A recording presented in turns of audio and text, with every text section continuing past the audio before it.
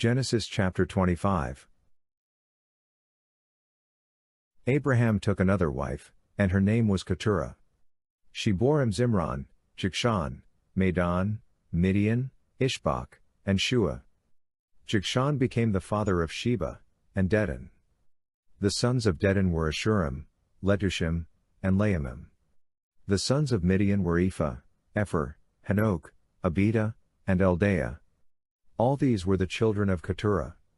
Abraham gave all that he had to Isaac, but Abraham gave gifts to the sons of Abraham's concubines. While he still lived, he sent them away from Isaac his son, eastward, to the east country. These are the days of the years of Abraham's life which he lived, 175 years. Abraham gave up his spirit, and died at a good old age, an old man, and full of years, and was gathered to his people. Isaac and Ishmael, his sons, buried him in the cave of Machpelah, in the field of Ephron, the son of Zohar the Hittite, which is near Mamre, the field which Abraham purchased from the children of Heth. Abraham was buried there with Sarah, his wife. After the death of Abraham, God blessed Isaac, his son. Isaac lived by Beer Lahai Roi. Now this is the history of the generations of Ishmael, Abraham's son, whom Hagar the Egyptian, Sarah's servant, bore to Abraham. These are the names of the sons of Ishmael, by their names, according to the order of their birth: the firstborn of Ishmael, Nebaioth, then Kedar, Adbeel, Mibsam, Mishma, Dumah, Massa, Hadad, Tamah, Jeter, Nephish, and Kedemah. These are the sons of Ishmael, and these are their names, by their villages, and by their encampments, 12 princes, according to their nations. These are the years of the life of Ishmael, 137 years. He gave up his spirit and died, and was gathered to his people. They lived from Havilah to Shur, that is before Egypt, as you go toward Assyria. He lived opposite all his relatives. This is the history of the generations of Isaac, Abraham's son. Abraham became the father of Isaac. Isaac was 40 years old when he took Rebekah, the daughter of Bethuel the Syrian of Paddan Aram, the sister of Laban the Syrian, to be his wife. Isaac entreated Yahweh for his wife, because she was barren. Yahweh was entreated by him, and Rebekah his wife conceived. The children struggled together within her. She said, "If it is like this, why do I live?" She went to inquire of Yahweh. Yahweh said to her, "Two nations are in your womb.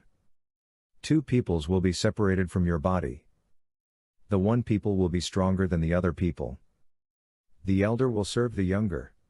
When her days to be delivered were fulfilled, behold, there were twins in her womb. The first came out red all over, like a hairy garment. They named him Esau. After that, his brother came out, and his hand had hold on Esau's heel. He was named Jacob. Isaac was 60 years old when she bore them. The boys grew.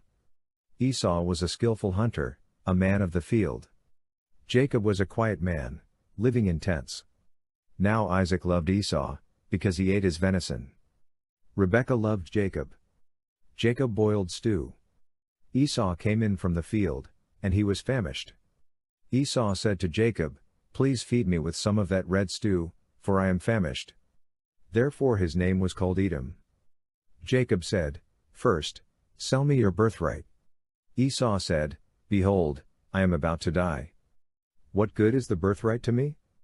Jacob said, "Swear to me first." He swore to him. He sold his birthright to Jacob. Jacob gave Esau bread and lentil stew. He ate and drank, rose up, and went his way. So Esau despised his birthright. Genesis chapter 26. There was a famine in the land, in addition to the first famine that was in the days of Abraham. Isaac went to Abimelech king of the Philistines, to Gerar. Yahweh appeared to him, and said, "Don't go down into Egypt. Live in the land I will tell you about. Live in this land, and I will be with you, and will bless you.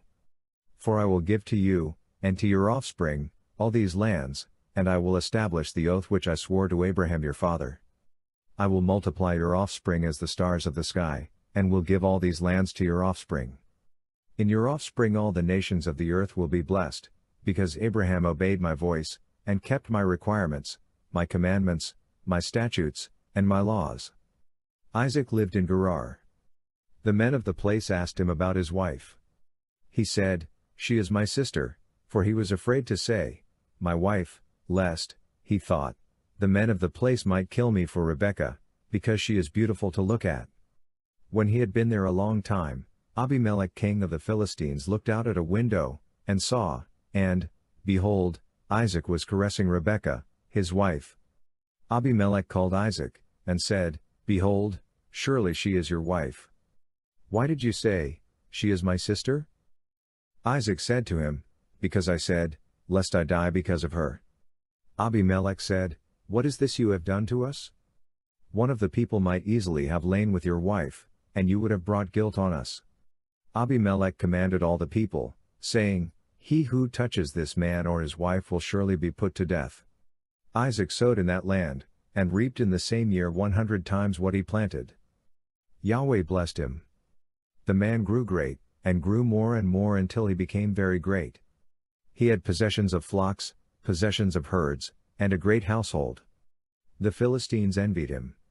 Now all the wells which his father's servants had dug in the days of Abraham his father, the Philistines had stopped, and filled with earth. Abimelech said to Isaac, "Go away from us, for you are much mightier than we." Isaac departed from there, encamped in the valley of Gerar, and lived there. Isaac dug again the wells of water, which they had dug in the days of Abraham his father, for the Philistines had stopped them after the death of Abraham. He called their names after the names by which his father had called them. Isaac's servants dug in the valley, and found there a well of flowing water. The herdsmen of Gerar argued with Isaac's herdsmen, saying, "The water is ours." So he called the name of the well Esek, because they contended with him. They dug another well, and they argued over that, also. So he called its name Sitnah. He left that place, and dug another well. They didn't argue over that one. So he called it Rehoboth. He said, "For now Yahweh has made room for us, and we will be fruitful in the land." He went up from there to Beersheba. Yahweh appeared to him the same night, and said, "I am the God of Abraham your father. Don't be afraid, for I am with you, and will bless you, and multiply your offspring for my servant Abraham's sake." He built an altar there, and called on Yahweh's name, and pitched his tent there. There Isaac's servants dug a well. Then Abimelech went to him from Gerar with Ahuzzath his friend, and Phicol the captain of his army. Isaac said to them, "Why have you come to me, since you hate me, and have sent me away from you?" They said, "We saw plainly that Yahweh was with you." We said, "Let there now be an oath between us, even between us and you, and let's make a covenant with you, that you will do us no harm, as we have not touched you, and as we have done to you nothing but good, and have sent you away in peace. You are now the blessed of Yahweh." He made them a feast, and they ate and drank. They rose up some time in the morning, and swore an oath to one another. Isaac sent them away, and they departed from him in peace. The same day, Isaac's servants came, and told him concerning the well which they had dug, and said to him, "We have found water." He called it Sheba. Therefore the name of the city is Beersheba to this day. When Esau was 40 years old, he took his wife Judith, the daughter of Beeri the Hittite, and Basemath, the daughter of Elon the Hittite. They grieved Isaac's and Rebekah's spirits.